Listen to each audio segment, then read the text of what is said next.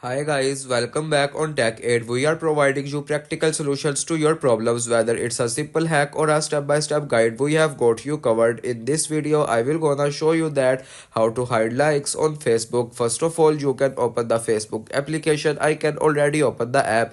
After opening the app, you can just simply go to the menu option at the bottom right corner of the screen, and here you can just simply scroll down. Now tap on settings and privacy. Tap on settings, and here you can just simply scroll down. In the preferences section, you can see the option that is reaction preferences. Tap on it, and here you can just simply enable this option.